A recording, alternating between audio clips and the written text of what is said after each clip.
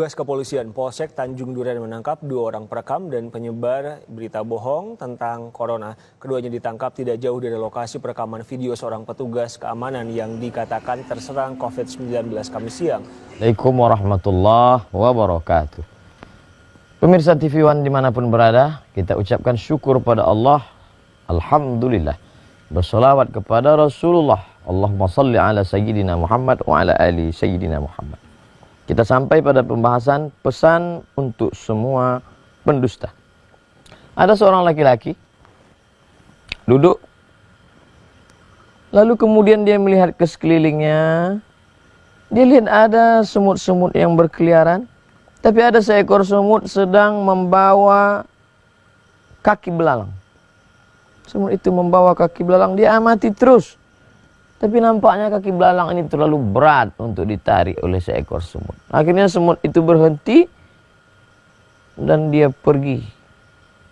Diamati terus, ternyata semut ini pergi ke tempat kawanan semut yang ramai.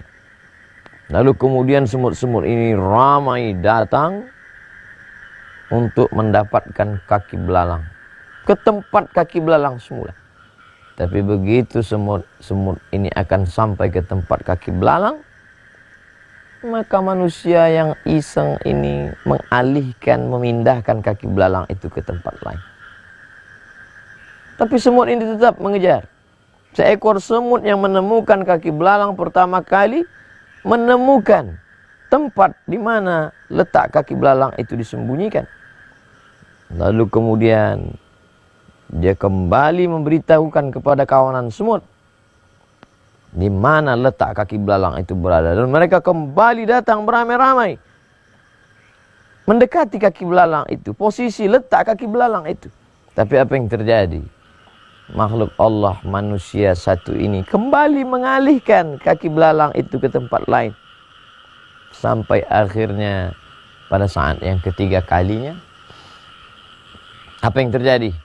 Kawanan semut yang banyak dan ramai itu mencabik-cabik, memotong-motong kaki, perut, kepala seekor semut yang awal menemukan kaki belalang. Apa yang sebenarnya terjadi? Begitulah hukuman bagi semut pendusta. Di hadapan mata seorang makhluk hamba Allah manusia yang menggeser letak kaki belalang dari tempat semula. Semut-semut, kawanan semut menyangka bahwa seekor semut ini pendusta, sudah berkhianat, sudah berbohong. Mana kaki belalang yang kau janjikan? Mana kaki belalang yang kau katakan? Nyatanya tidak ada.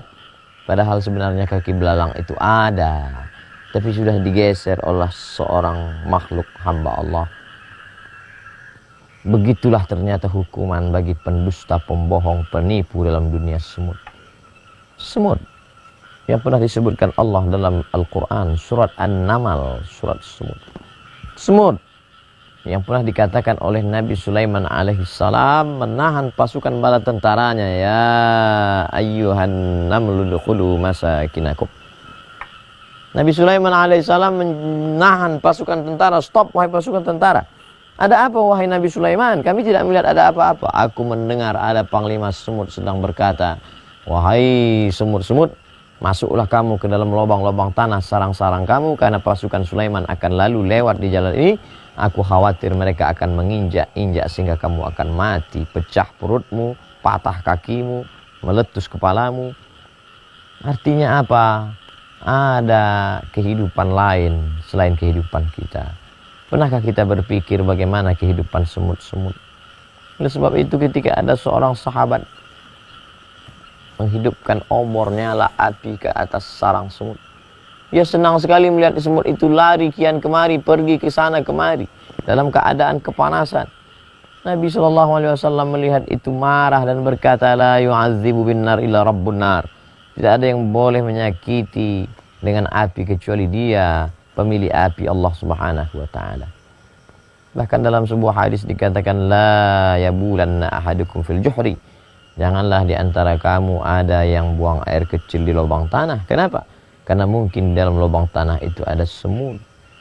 Ada serangga, ada kehidupan di sana, ada induk semut, ada anak-anak semut. Ternyata semut juga punya hukum. Semut juga berkata, jangan berdusta, jangan berbohong. Apa hukuman bagi pendusta dalam dunia semut? Mereka yang berdusta, mereka yang berani berbohong, mereka akan dicabi-cabi, dirobek-robek, dipotong-potong, dikerat-kerat sehingga tidak tersisa apa-apa. Begitulah manusia yang selalu mengamati, selalu berpikir, afala ta'qilun, afala tatafakkarun. Jika dalam dunia semut yang tidak dinamis, dari sejak zaman Nabi Sulaiman hingga saat ini, semut tidak pernah membangun sebuah peradaban. Tapi hukuman bagi pendusta, pembohong, penipu begitu hebat. Tidak ada hukuman yang layak bagi penipu, pendusta, pembohong kecuali kematian. Penipu dalam dunia semut dicabi, pembohong dalam dunia semut dipotong, pendusta dalam dunia semut dikerat. Bagaimana dalam dunia manusia? Oleh sebab itu, ada makhluk-makhluk yang tampaknya hina, rendah, tidak ada apa-apa. Tapi justru dalam peradaban mereka menjunjung tinggi kejujuran, kebenaran. Tapi dalam hidup manusia yang katanya lebih mulia, laqad khalaqnal insana fi ahsani taqwim. Kami ciptakan manusia dalam keadaan sempurna, sebaik-baik penciptaan. Tapi ternyata summa radadnahu asfala safilin. Kami jatuhkan dia serendah-rendah, sehina-hina penciptaan. Kenapa? Karena dusta, karena bohong, karena tipu muslihat, karena tipu daya. Oleh sebab itu, puasa sebenarnya mendidik kita menjadi orang-orang yang jujur terhadap diri sendiri, tanpa dilihat oleh atasan CCTV, tapi jujur karena merasakan kehadiran Allah dalam setiap gerak dan langkah. Diamnya adalah fikir, geraknya adalah zikir. Terima kasih. Wassalamualaikum warahmatullahi wabarakatuh.